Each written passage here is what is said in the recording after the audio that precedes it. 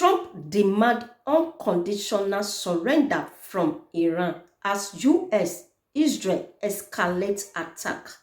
According to news, the US President Donald Trump has demanded Iran unconditional surrender as the American and Israeli military continue to launch strike. What President Trump is saying is displaced is that he wants Iran people to come out that they don't want this fight again, that they have given up. That is what he wants them to do.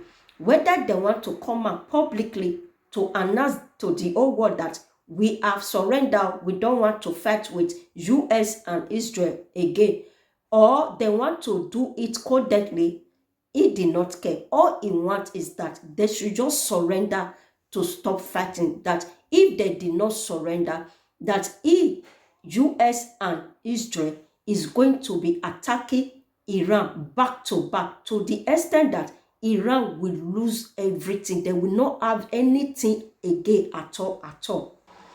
Can you imagine you are beating somebody, that person is crying, and you are telling the person that you should stop crying? Is that one possible? You are the one that is attacking Iran, and you are telling Iran to surrender. Are you not the one that's supposed to surrender first before that person that you are beating will not say that, okay, you have finished beating me, I will not cry again, let me just keep quiet? I don't understand what President Trump is saying. Let me continue what he said. Trump said the US and Ali will make Iran economically bigger, better, stronger than ever before after he picked acceptable new leadership. That means if Iran involved in choosing their leader, or they allow him to choose their leader for them, it will make Iran economic more bigger, stronger and better than ever before if they involve him. We all know what happened in Venezuela when President Trump arrested Venezuela president and his beautiful wife when he captured them. They said the next person that is now controlling Venezuela is President Trump, that appoints that person, that put that person in that place. And that Venezuela president now is President Trump that is now controlling that Venezuela president. He is the one that is telling the person that this is what to do and not what to do. That is what President Trump wants to still do to Iran people. He wants them to involve in choosing their leader. He wants them to involve in, or he will help them to choose their leader for them, so that he will not be helping them to control Iran. He will not be the one to tell them what to do in their country and not what to do in their country. I know Iran people, their head strong, kokoroko, the way President Trump say head say strong, they are not giving up, because the interview that the Iranian authority are doing, they are saying that they are not giving up, that they will fight the fight till the end, that they are not going to give up at all. If anybody wants to give up, it's President Trump and Israeli that will give up. And the information reaching us now is that they say Russia have even joined Iran.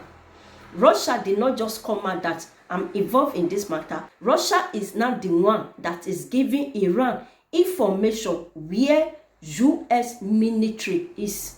Anywhere they land, Russia will quickly inform the Iran.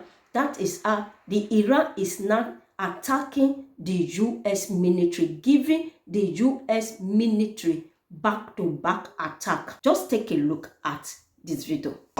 Tonight, President Trump demanding Iran's unconditional surrender as the US and Israel intensify attacks.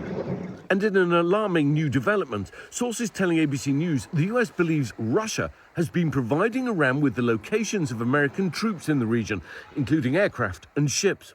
Just today, Iranian missile debris igniting this fire at a military base in Kuwait, where US troops are stationed. No injuries reported.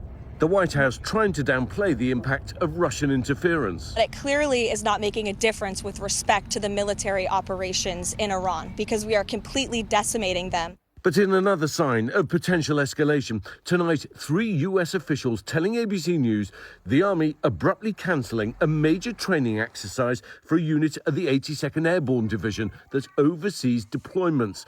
That move fueling speculation the 82nd Airborne, the Pentagon's premier ground combat unit, may be getting ready to deploy to the Middle East if needed.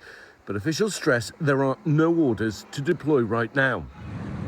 Iranian officials warning thousands of lives would be lost if the US sending ground troops. Tonight, with the world's largest aircraft carrier, the USS Gerald Ford, now moving into the Red Sea, the Pentagon saying the US has struck more than 3,000 targets in Iran. Israel releasing dramatic new video. 50 fighter jets striking the late Ayatollah Khamenei's underground bunker complex in Tehran. Israel saying senior Iranian officials were still using it, but no word on the fate of those inside. And Israel expanding strikes deeper into Lebanon, relentlessly bombing Beirut in an area known to be a stronghold of the Iranian proxy group Hezbollah. Our Matt Rivers on the scene. There's another missile coming in right now. You can hear that explosion there. That was the second strike. There was one just before that, and that comes after a series of strikes all day long. And as we move into the night, it could be a very long night for the people down there. Long lines as hundreds of thousands race to escape, warned to evacuate their homes by Israel. And tonight, new details of that horrific strike on a girls' school in southern Iran on the first day of the war. Iran saying 168 people were killed. A child's textbook covered in blood in the aftermath. Sources say that while the US investigation into the incident remains ongoing, officials believe it's possible American forces are responsible for the attack because they were conducting strikes in the vicinity of the school at the time of the incident.